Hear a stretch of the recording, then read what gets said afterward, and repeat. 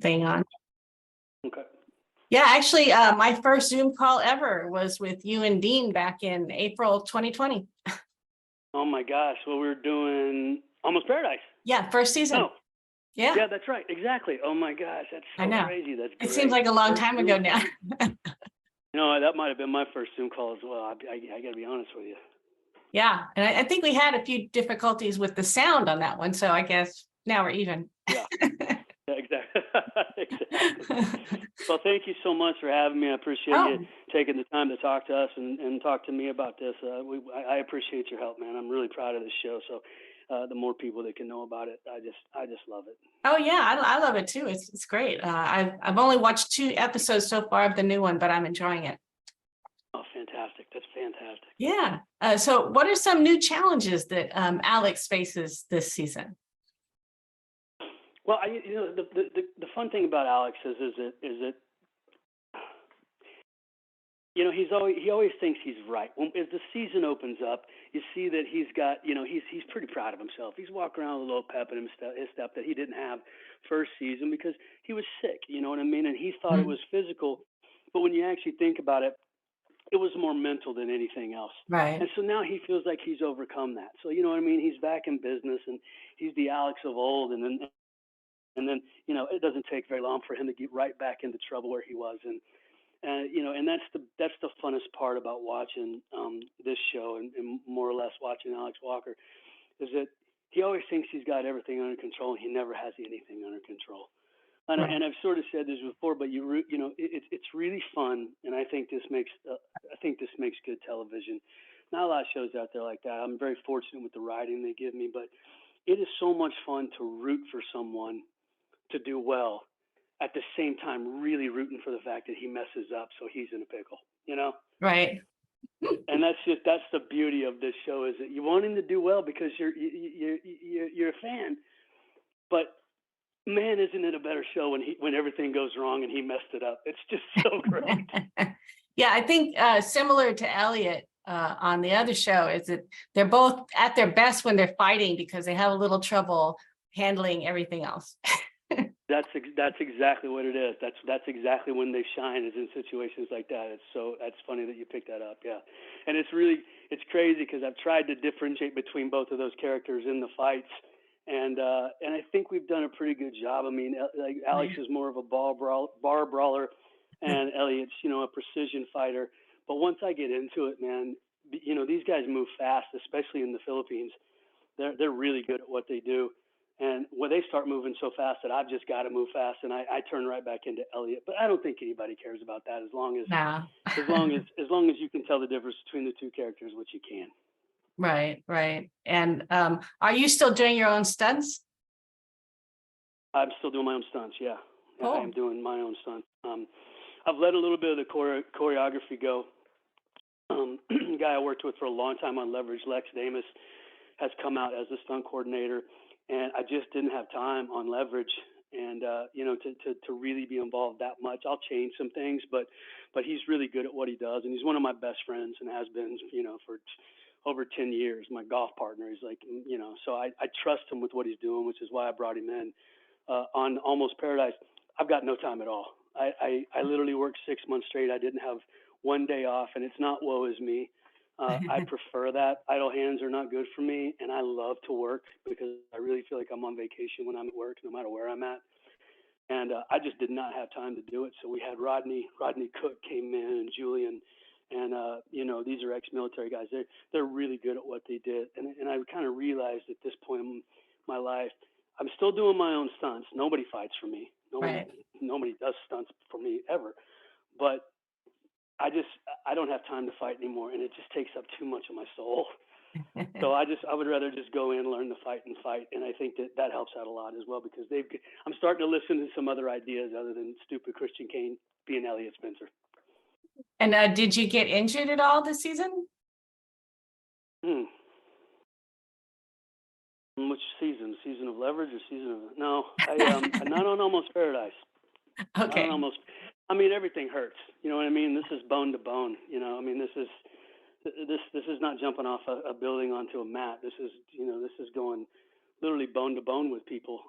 So everything always hurts. But I don't mind it. I don't mind it. You know me. I'm a Steve McQueen fan and big Tom Cruise fan. And as long as they let me keep doing my own stuff, man, it just is exhilarating for me. Okay, And I and love to watch people. I love to say to people, like, slow it down. See if you can catch me not on there because they can't. and did you say it took 6 months to film this season? Took 6 months. Yeah, it was 6 months in New Orleans for Leverage, and then I had one day in Los Angeles, literally one day to pack my bag and get on the plane for another 6 months in the Philippines. And like I said, I'm not complaining. I'm blessed. I would not trade it for the world. So are there overall on the show, are there any big changes in the second season? You know how sometimes on TV shows they change things from season to season. You know, some people do. We have. I mean, there's no big changes. We love the storylines. The storylines are all new. The stakes are a little bit higher, which is great. As long as your stakes get higher every season, that's the show that you're doing. That means that means you've got a successful show, and we did that this year. But you know, I'm coming from Dean Devlin's school. You know what I mean? Which is, you know, how many seasons did I do of Leverage? How many seasons of The Librarians? We're on season 2 of Almost Paradise. You know, if it's not broke, he doesn't try to fix it. The shows that we do, you know, it's not a comedy, it's not a drama, it's not an action movie. It's all 3 of them rolled into one. Right. You know, that's why you know we're never going to be up for an award where it's the best drama or the best. You know what I mean? The only awards we win are when we won the People's Choice Award because people love the show. You know. Right. So he doesn't change it that much because there's kids watching it, there's adults watching it, there's families that watch this show, and so he does a really good job of not changing it too much to where you're just blown out of it. You know. Yeah. Good. I don't mean to put you on the spot, but can you name any of the fun guest stars this season? Well, I tell you what, we did an episode where Lisa Brenner, who is Dean Devlin's wife, she comes in to play my wife, my ex-wife, which was a lot of fun because, you know, I've known her since as long as I've known Dean, 2007, and you know, like we just all we do is argue, and then when they say cut, we start laughing at each other, and we didn't have to shake hands and introduce ourselves and go, hey, I'm playing Alex Walker, I'm Christian Kane playing, you know, I'm Lee. It was like. First scene up was in a car. We had a huge argument scene, and we did it, and then we started laughing. It was fun not to have to learn who somebody is. You already know who they are, so that was a lot of fun coming in.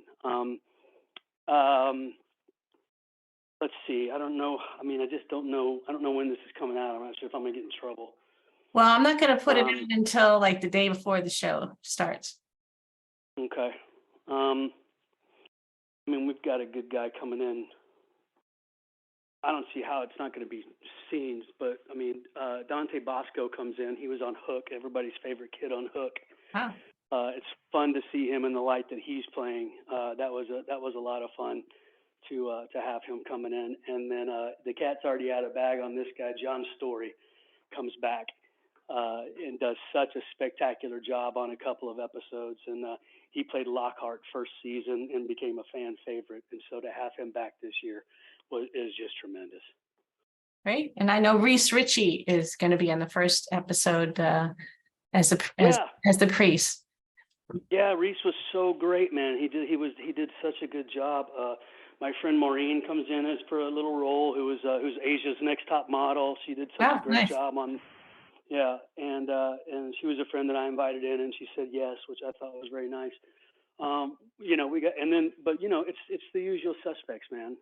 Some of us are a little older, but we all still play just like a family, man. It's been really incredible. So nobody from Leverage? Christian Kane comes in from Leverage. Nobody else. No, nobody else, man. But I tell you what, you know, after the time that we took off, we had well, John Story was on Leverage, but it was a while back. And Lisa Brenner was on Leverage. Okay. Pretty much Dean regurgitates people all the time. Yeah. But we had, you know, it's funny because we had so much downtime because of COVID, because of the pandemic, and you know, and I love talking about this. You know, when we went back to Leverage, it was like a second didn't go by. I mean, Dean Devlin was very smart. He put all of us, a huge scene with all of us in the same room. And it just took 2 seconds to go back into character. We all knew our characters and we all knew our dynamic with each other. And I didn't know if that was going to work on Almost Paradise, because I don't know them as well. Hmm. But it absolutely worked. We touched down. Everybody got into character, and we did the first scene, and I was like, wow, we're back. And it's just that just normally it takes a little bit on a television series, well, just entertainment in general. Mm. And it didn't at all. And I was so proud of these guys. Oh, It made good, my job so much easier. Yeah. good. And I think it comes off. I think it comes off on screen too. You can see it. Right. Yeah, no, it's like you just, yeah, watching season two is just like it just took off from season one and there was no break at all. Oh, Um, that's fantastic. Here, good. and are there a lot of differences between filming in the Philippines and in the US? Oh my God, it's night and day. Really? We had to, we were filming Leverage through the pandemic. I mean, Mhm. we filmed it through the pandemic, and you couldn't even go back to the Philippines at that point. They would not let you in. Ah, Right before we were getting ready to shoot, a typhoon came in and, leveled the Philippines. I feel bad about talking about us when it actually took lives and homes, right. but it completely took our stages out. So we had to build stages miles away just to Wow. get ready to be able to go. The heat is something that's unlike anything. But I tell you, half the people that got stuck there during COVID the first time, they were there for 3 to 4 months after the first season.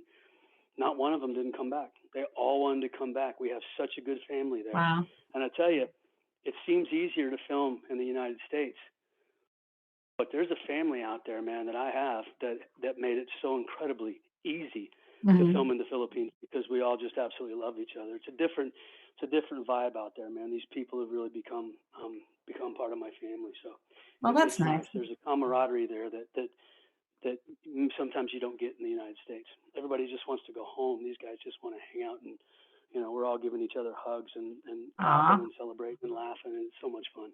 that's nice. And the food is great there. Well, the food's great there, not only that, but the fact is that we have breakfast together, we have lunch together, we have dinner together. We don't go home. We all sit around. When we Oh, wrap, wow. we all sit down and have another meal, Oh, and we wow. don't do that in America. And No. so that right there is just builds camaraderie like you've never seen. So, Oh, but the food is great. The food is plentiful. There's always a lot of food. Yeah. yeah, yeah. I have a friend who's married to a Filipino lady, and also I lived in Hawaii for a few years, and there's a lot of Yeah. Filipino people there. So wonderful Sure. food, and Oh my gosh. they throw Yeah. great parties. It's Yeah, I mean, it's incredible. When we throw a party, the great thing about it is in the Philippines, when we film a party, we actually cater it. And then Oh, as soon as we're done filming that scene, we all go through and eat whatever we had on set, which is fantastic. So oh, we wow, have parties once every 2 weeks. that's great. So you got Yeah. to do all that, all those fights and all that training, because otherwise you'd be 200 pounds, right? Listen, man, I gained 15 pounds in New Orleans just because, well, with COVID, you couldn't go to the gym and everything there Oh, was fried. I right. went to the Philippines. I ate whatever I wanted, and I lost 10 pounds. I mean, I'm eating pig. I'm eating rice. You're eating rice at every meal. It's just crazy. You're eating, Yeah. it was spam. They call it something else, but it's basically spam. The Hawaiian slash Filipino. Yeah. And I lost weight, man, because Wow. you're just sweating all day and you're doing fights, and so it was paradise for me. Well, Yeah. almost. I see what you did there. Yeah, you like that? Yeah. So, But it's just been a blast, and I'm so excited about this season. And I really would encourage people. We come out on Freebie on the 21st of July. I really hope that even if you've seen it, you go mhm, back through and take a gander at the first season. That Freebie's also been nice enough that now it's Almost Paradise first season's on Freebie, so good. you can watch that and then gear up for the show. And I really honest. I don't know if I've ever been this proud of something coming out. I really enjoy what we did on this thing. Great. I have two questions for you that you Thanks. probably don't know the answer, or if you do, you can't say, but let me ask them anyway. Okay. One is, do you know anything about what's going to happen on Friday as far as the actors? I don't know what's going to happen with that. It's a little discerning because the writer's strike's not over yet. So I figured that if the writers sort of made some leeway there, that there might not be something that we have to do. So I really honestly don't know, and I don't honestly know where I stand on it either. I wish that I was more informed of actually what everything that the writers or that the actors are trying to shoot for. Mhm. But I feel like now watching what the writers are going through, there's a possibility that the actors could strike. Okay, and the second question is, have you heard anything about Leverage Redemption season 3? I have not, because of the writer's strike. I mean, like Ah, everybody, like right. everyone just had to hang everything up. You know what I mean? Sure. I've heard ideas. I've heard some really good ideas about a season 3. Dean went over some storylines with me, and it's just fantastic. It's really, honestly, like fantastic. It's where Leverage needs to go, and it's very exciting. To the point where it could be our best season yet, just because of where we're starting and where we have to go. But Great. then of course it's over, and they can't talk about it, and they can't, they can't even get together. I mean, Yeah. they can't call each other and say, "Hey, I what don't know. about this?" So we're sort of on a holding pattern right now, as well as Sure. everybody else. Yeah. Okay. Well, thank you. Those are better answers than I thought you might. Better than Yeah. saying, I don't know. Okay. Good. Um, Yeah. Exactly. and you just you co-own a chain of sushi restaurants called Sunda. Sunday without the Y. Yeah. There's one in Chicago which I don't own. My buddy Billy Deck owns. Billy was the security guard I fought. I gave him a little role. He was a security guard I fought a couple of times. It was a brutal fight on Leverage last Oh, season. And Billy owns it. He's really good friends with David Schwimmer. He was on Friends, stuff like that. But he owns the restaurant. I'm an investor, but I get to say that I own it because I do own some of it. And it's there's a Sundays in the Gulch in Nashville. I just got back from there. It's so beautiful. We just won #1 restaurant there, #1 in Chicago. We're opening another one on Chicago. I'm not familiar with, I love Chicago. I'm not familiar where the A train is, but it's somewhere like A trainish. I don't know. But next week one opens up in Tampa, Florida. So we're really excited about that. And I do have a piece on all those. oh, great. Yeah. I think I've been to Tampa once or twice. They have some great restaurants there.